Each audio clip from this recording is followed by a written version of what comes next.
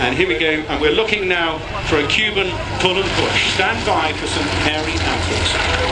Look up, that wonderful sound you hear at the RedBull air races.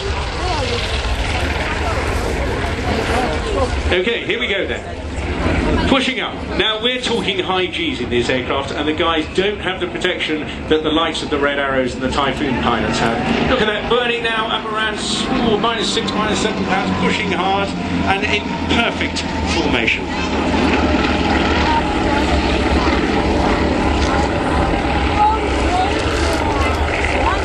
Here's where the pressure comes on, squeezing hard, pushing all that blood rushing up into the head. You've seen it, but you cannot imagine what that feels like at the moment. And to hold their formation in that position is absolutely outstanding. Okay, what we're looking for now, they're going to break out of this and go straight into a line astern lead.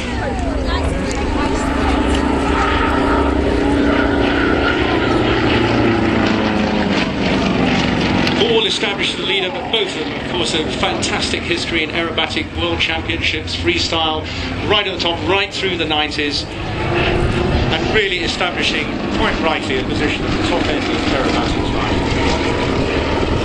A split manoeuvre, a 3-axis heart, coming very shortly after this final. I think they're going to slide off the top of this, just down by there they go. Yes, look at that.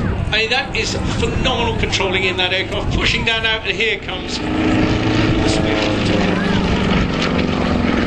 Brendan, that was quite extraordinary work. That demands a huge amount of control, doesn't it? And it's very, very hard to imagine what's going on in the cockpit. It does indeed, George, and I was actually talking to Steve yesterday about this, and it's actually really quite clever how it's done. They're offset from each other, although they appear to be side by side. One is actually very slightly above the other, so it's actually quite a safe. It's quite wonderful stuff, and you really feel secure. It's the reliability which is so astonishing about some of these engines.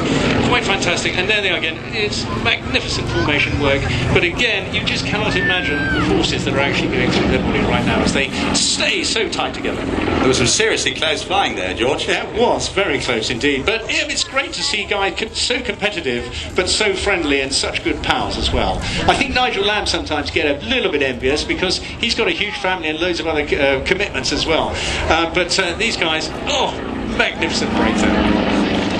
We used to describe it, it was a little bit like one of these famous Czechoslovakian cocktails that we used to have in those days. But anyway, it's all a lot more controlled. Now look at that, an amazing demonstration of rudder control. It's all about yaw with this aircraft. It's basically, with the centre of gravity set where it is almost right over the seat, the aircraft is actually basically unstable.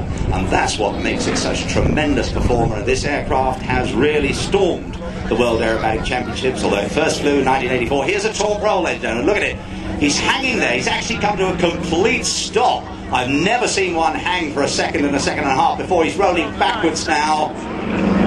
Okay, just to bring you up to speed, this is Steve doing the tumbling manoeuvres. Paul's going to come around in a rolling. Here he goes. He's just joining in with Steve now. Steve doing the tumbling. This is Paul on the roll. Absolutely.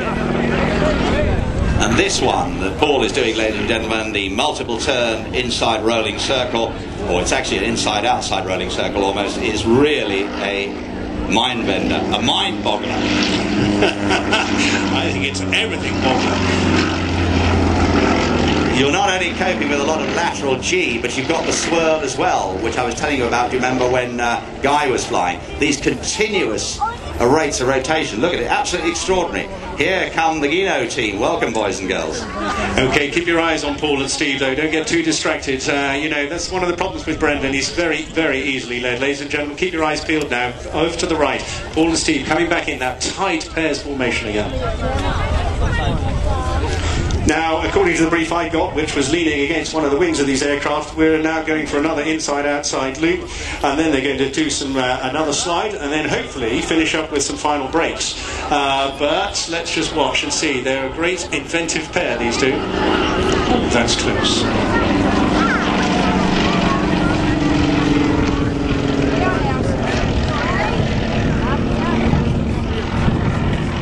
Yep, the first one was done in line astern, of course, George, this one being flown in echelon. It actually makes that a little bit much more difficult because you haven't got the bulk of the fuselage in front of you to look at.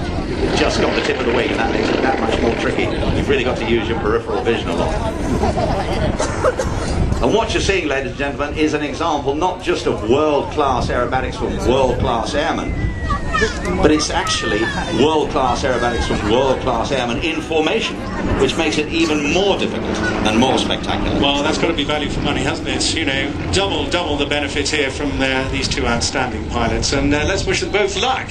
As I say, it's great to be so competitive and so pally, and to get on so well to do this work in between. There goes the slide, holding it, pushing it, feeling the strain, and pulling over the top. Absolutely outstanding aerobatics. I love that maneuver, George. It's all down to tremendous power. Get your cameras ready. This will be snappy. Ladies and gentlemen, Paul Bonham, Steve Jones, the RedBull Matadors. Fantastic. Never wish to meet totally unassuming and consummate professionals. Yeah, well, you do a lot of that, Brendan. I've noticed. Usually as the day progresses, it gets worse. It's very difficult to complete. You can see the chaps up on the tent, on the truck, I should say, right next to the commentary box here. But I was about to explain that we're getting on to something very sublime, and I'm delighted to say that I've got